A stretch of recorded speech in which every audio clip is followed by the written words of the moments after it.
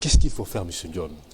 Oui, déjà, ce qu'il faut faire, je me souviens en début décembre déjà 2019, le chef de l'État avait organisé une conférence sur la soutenabilité de la dette africaine, conférence à laquelle la toute nouvelle directrice générale du FMI avait assisté, de même que la Banque mondiale et, disons, les partenaires techniques et financiers. Et qu'est-ce qui était ressorti de cette conférence? C'était déjà un questionnement par rapport à la soutenabilité de la dette africaine, par rapport ne serait-ce qu'aux critères qui étaient définis pour apprécier, n'est-ce pas, de la soutenabilité d'une dette. Aujourd'hui, comme vous l'avez souligné tout à l'heure, c'est des critères qu'il faut remettre en cause, notamment par rapport au déficit budgétaire de nos États.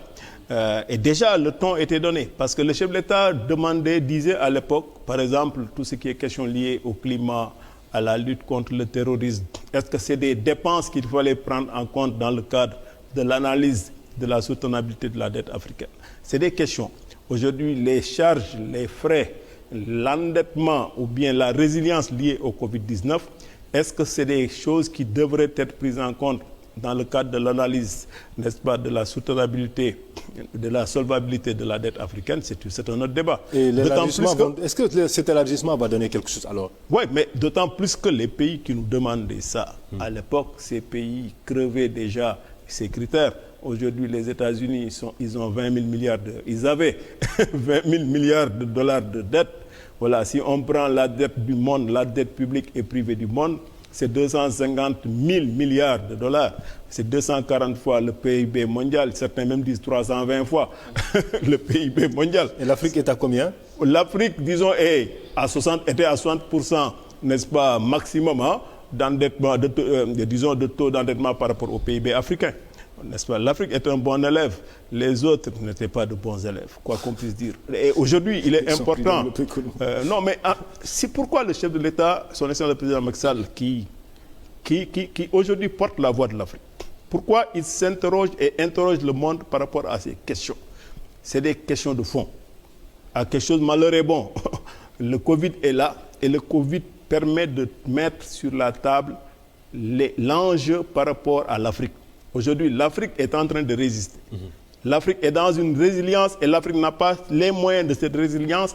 Et bon an, mal an, l'Afrique s'en sort mieux que ceux qui ont plus de moyens. Ça voudrait dire quoi?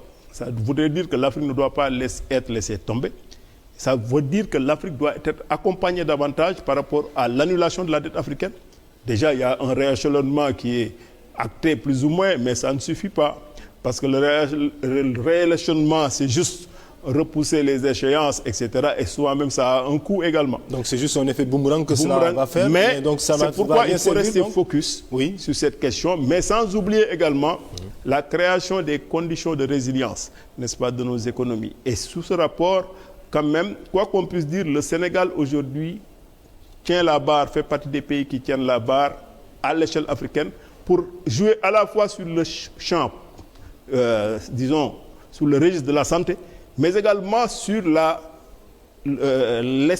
l'espace économique. Il ne faut pas qu'on perde cela de vue. Il faut qu'on fasse tout pour sauvegarder l'outil de production. C'est une crise, il ne faut pas qu'on se voile la face. Mais tant qu'on peut accompagner nos entreprises, n'est-ce pas? Je donne un exemple très simple. Le simple fait de lier confinement à un appui au secteur de l'hôtellerie, pour moi, c'est une bonne trouvaille. On joue à la fois sur les deux registres. Quand on confine des gens, on les met dans des hôtels et on paye ces hôtels parce que ces hôtels font partie des secteurs les plus sinistrés, n'est-ce pas, dans le contexte actuel de la crise. Aujourd'hui, donc, il va falloir se battre. Il y aura des effets. Les effets se font déjà sentir. Aujourd'hui, en termes de projection déjà, je lisais un document où on disait que si la crise perdure jusqu'en fin juin, l'économie mondiale connaîtra une contraction du taux de croissance jusqu'à d'au moins 3%. Maintenant, si au-delà de juin, ça va jusqu'en fin d'année, avec tout ce que ça implique, les effets seront beaucoup plus draconiens. Et pour l'Afrique que nous intéresse, des experts disent aussi que le pic sera connu donc vraiment au mois de juin. Oui, mais toujours est-il qu'aujourd'hui, tout le monde est dans la même barque. Aujourd'hui, l'Afrique ne pourra pas accepter que des solutions expérimentées Quand je dis solution, c'est au plan économique, social, sanitaire, expérimenté dans les autres pays, nous soit refusé. Aujourd'hui, les autres pays, ils utilisent la planche à billets, comme l'a dit tout à l'heure le docteur Diagne, par rapport à la façon dont ils gèrent cette crise. Ces autres pays sont sur des schémas de résilience. L'Afrique est dans ce schéma de résilience, mais l'Afrique a besoin également que le monde entier puisse également, je ne dirais pas accompagner, puisse jouer son rôle. Aujourd'hui, ce que réclame l'Afrique, et la voix du chef de l'État est en train de porter, ce que veut l'Afrique, c'est une reconsidération de son endettement, qui est un endettement qui était là, certes, le stock est là, mais aujourd'hui, nous faisons face à ce que j'appelle un fait de Dieu, n'est-ce pas, comme on dit en langage un peu plus maritime, n'est-ce pas, un cas de force majeure qui est là et qui ne doit pas, disons, faire sombrer nos économies. Est-ce que le Sénégal doit de l'argent au FMI? Pardon? Le Sénégal, est-ce que le Sénégal doit de l'argent au FMI? Oui, en fait, aujourd'hui, ce que le Sénégal a fait, le Sénégal a toujours fait de sorte que de ne pas utiliser ce levier, mais dans le cadre de cette résilience, on était obligé, plus ou moins, de chercher nos droits de tirage spéciaux pour pouvoir maintenant le mettre, ces droits, dans le cadre de ce combat. Mais ça ne suffira pas parce que, aujourd'hui, comme je l'ai dit tout à l'heure, en demandant l'annulation de la dette, c'est pour avoir de la marge en termes budgétaires, mais également en termes de trésor, n'est-ce pas? Et c'est important. Mais une chose est sûre, aujourd'hui, ce qu'on doit comprendre, oui, c'est que le monde a besoin de l'Afrique, l'Afrique a besoin du monde. Mais pour traverser cette crise, c'est une solidarité à l'échelle nationale déjà qui doit être tissée. Mais au-delà de cette solidarité à l'échelle nationale, il faut une solidarité à l'échelle africaine et à l'échelle mondiale.